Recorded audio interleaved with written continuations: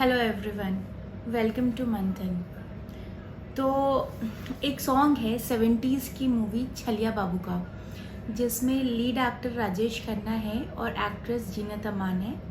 तो सॉन्ग कुछ ऐसा है कि हीरोइन हीरो से पूछ रही है कि यार दिलदार तुझे कैसा चाहिए, प्यार चाहिए या पैसा चाहिए।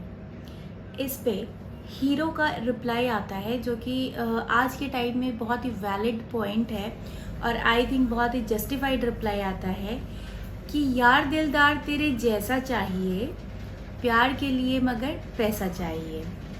जी हाँ, तो there is lot of conversation between this. शुरू से लेकर के आज तक बॉलीवुड की कई मूवीज़ में भी हमने ये डायलॉग सुने होंगे कि प्यार से सब कुछ होता है, प्यार ही काफ़ी है, बहुत सारी चीज़ें। लेकिन बॉलीवुड के ही ऐसे सॉन्ग्स हैं जो इन चीज़ों पे क्लैरिफाई करते हैं कि प्यार और पैसा दोनों की ज़रूरत है।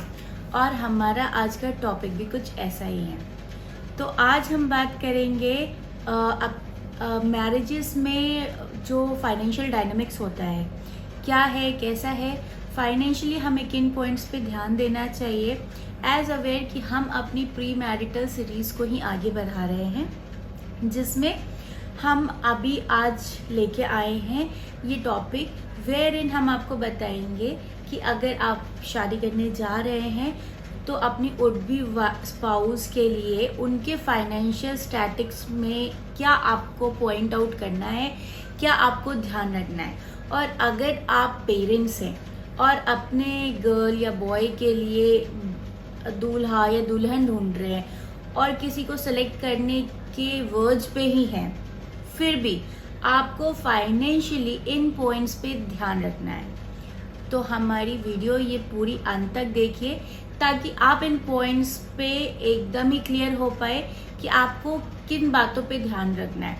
और हमारी वीडियो को सब्सक्राइब कीजिए और शेयर कीजिए ताकि आप ही नहीं बल्कि बाकी के भी जो पेरेंट्स हैं, जो बच्चे हैं जो अभी शादी करने जा रहे हैं, लड़की है या लड़का है, उनको भी लाइफ में क्लैरिटी आए, जिससे कि आगे होने वाले जितने भी कन्फ्लिक्ट्स हैं वो रोके जा सके।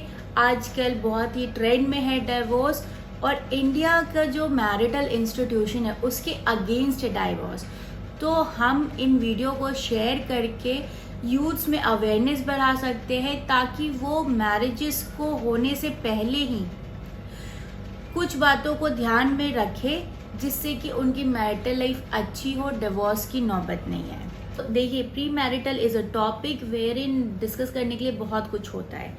तो ये भी एक ऐसा ही टॉपिक है जिसमें क्लैरिटी के लिए बहुत सारे पॉइंट्स है, इसलिए मैं ये वीडियो दो अलग अलग पार्ट में बना रही हूँ। आज पार्ट 1 है, हम इसमें कुछ पॉइंट्स डिस्कस करेंगे और बाकी के पॉइंट्स हम इसके पार्ट 2 में डिस्कस करेंगे। तो चलिए स्टार्ट करते हैं। तो शादी के टाइम बस ये देखा कि लड़का लेट से 1 लाख रुपया कमाता है, लेकिन वो 1 लाख रुपया कमाता है, उसमें से कुछ टैक्स डिडक्ट होता है, लेट से 80,000 रुपीज़ इन हैंड उसके घर पे आता है। बट आप उसमें से उसको 20 से 30,000 रुपये महीने का अपने पेरेंट्स के लिए भी देना है, साथ में उसको अपनी बहन की शादी के लिए उसने जो लोन डाला है वो उसकी EMI भी जा रही है। कई बार ऐसा होता है कि लड़के जैसे ही जॉब में आते हैं, बिकॉज उनकी फाइनेंशियल बैकग्राउंड फैमिली की अच्छी नहीं थी, they didn't had a good house, तो कई बार लड़के अपने पेरेंट्स के नाम पे घर ले लेते हैं, उसका भी EMI जा रहा है। अब ऑल टुगेदर इतनी लाइबिलिटीज के बाद इन हैंड उस लड़की के लिए लड़के के पास बहुत कम बच जाता है, जो कि उस लड़की के लिए एक्सपेक्टेड नहीं था। अब यहाँ से कन्फ्लिक्ट्स होना शुरू होते हैं, क्योंकि लड़की जब शादी करके आई थी तो वो कुछ और एक्सपेक्टेशन लेके आई थी, लेकिन यहाँ उसके एक्सपेक्टेशन फुलफिल नहीं हो रहे। अब मॉरली उस लड़के की भी गलती नहीं है, बिकॉज उसने अपना फाइनेंशियल वो देखा है, उसके पेरेंट्स ने इतने एफर्ट्स लगाए हैं उसके ऊपर, तो he has a responsibility to upgrade everyone in his family. तो उसकी भी गलती नहीं है, लेकिन लड़की की भी यहाँ पे गलती नहीं है। लड़की को भी ऐसा नहीं पता था कि इतनी लाइबिलिटीज़ हैं, इसकी सैलरी में से 70% सैलरी बस उसकी लाइबिलिटीज़ पूरी करने में जा रही है। अब दोनों की गलती नहीं होती है, लेकिन चिक चिक शुरू हो जाती है और ये चिक चिक बाद में बहुत ज़्यादा बढ़ जाती है, कई बार डिवोर्स तक की नौबत आ जाती है। और ये ऐसा नहीं है कि मैं बस फिक्शनली कह रही हूँ, we have got cases like that.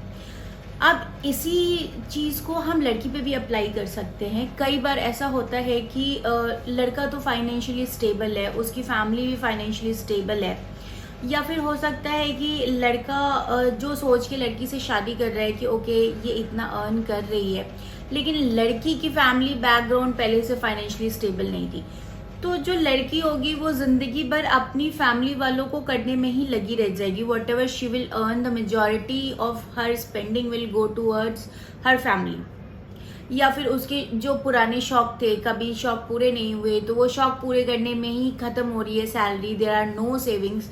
तो एट सम पॉइंट लड़के ने जो सोच के शादी किया कि ओके मैं इतना कमा रहा हूँ, लड़की इतना कमा रही है, हम दोनों की एक कॉमन सेविंग होगी ताकि हम आगे फ्लैट खरीदेंगे। ऐसे हो सकता है कि उसने ये सोचा था कि चलो 1 करोड़ का फ्लैट खरीद लेंगे, EMI 1 लाख रुपए, तो okay I will pay the EMI, घर लड़की के पैसे से चल जाएगा, या दोनों मिला के 50,000 EMI पे कर लेंगे।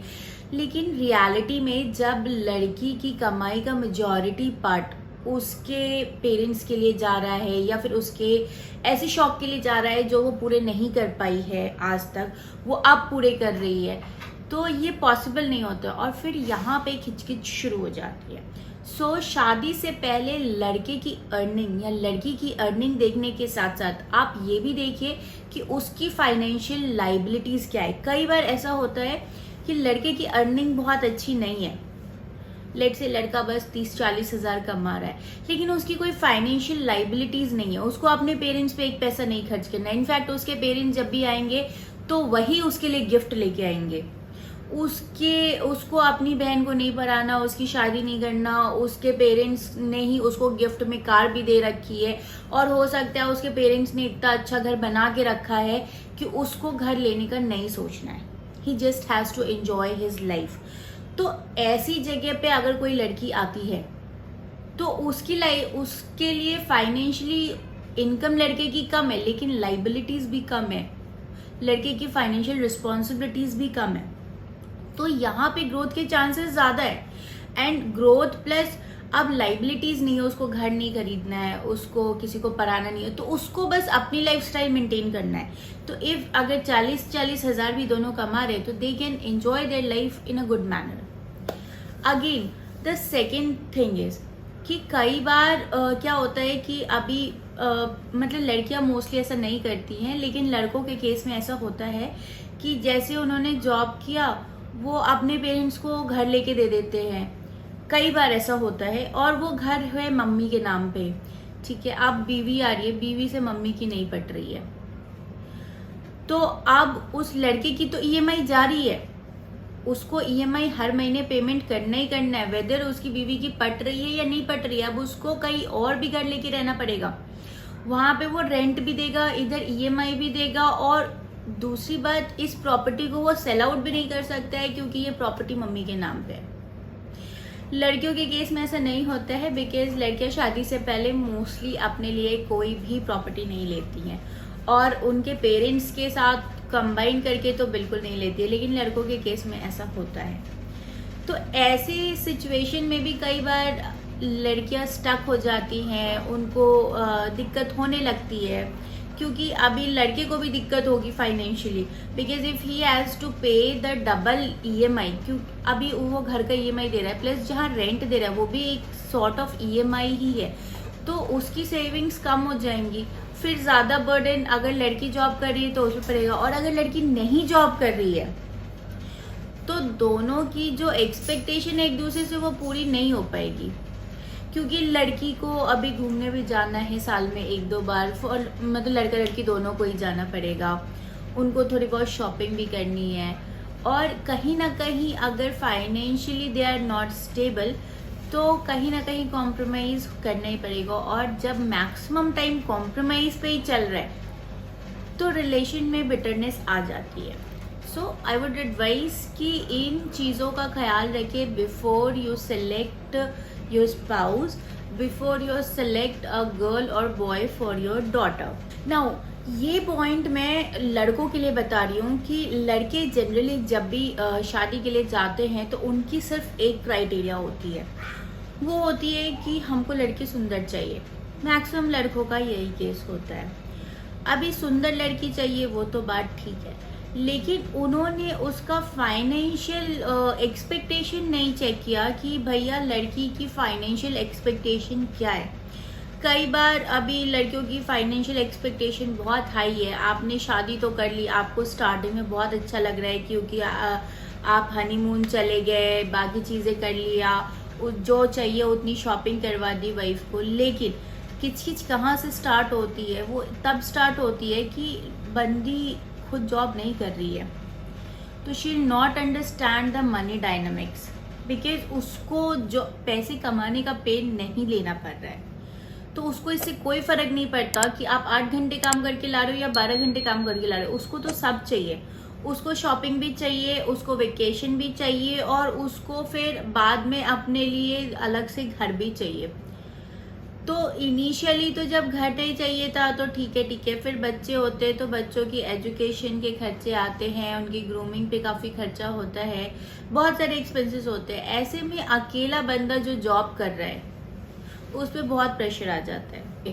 तो अभी तक हमने जो पॉइंट्स डिस्कस किया ये तो एक ही एस्पेक्ट है, बाकी एक और पॉइंट है जो हमें डिस्कस करना है, लेकिन वो मैं इस वीडियो के पार्ट 2 में करूँगी। तो प्लीज़ इस वीडियो को लाइक सब्सक्राइब करें और इसका पार्ट 2 भी ज़रूर देखें।